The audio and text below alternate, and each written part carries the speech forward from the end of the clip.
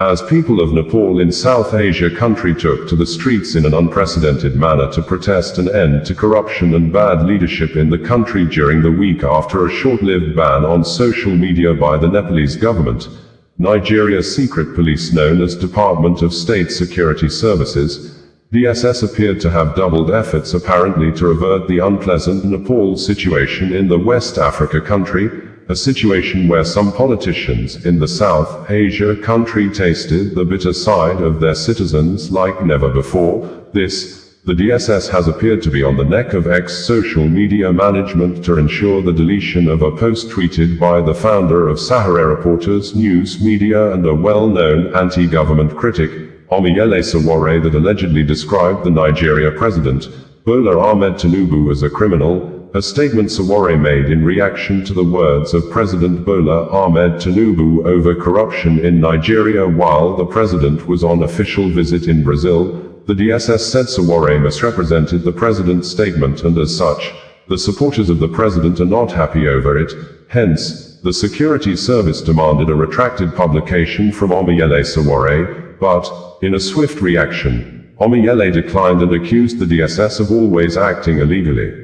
In a letter written during the week and addressed to the Director General of the Department of State Services, Omiyele said, "I acknowledge receipt of your letter, which you stealthily dumped with a security guard at the office of my attorneys in Abuja, addressed to Abubakar Marshall.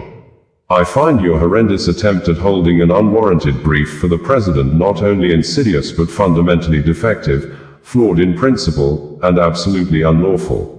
The State Security Service was not created as a security institution. The SSS, now self-styled as the DSS, began as the Department, Special Branch, an office established in 1948 and initially located in the Office of the Inspector General of Police. It was later renamed the National Security Organization, NSO, but on June 5, 1986, the federal military government issued Decree No. 19, dissolving the NSO and unbundling it into three entities: the SSS for Domestic Intelligence, the NIA for External Intelligence and Counterintelligence, and the DIA for Military-Related Intelligence.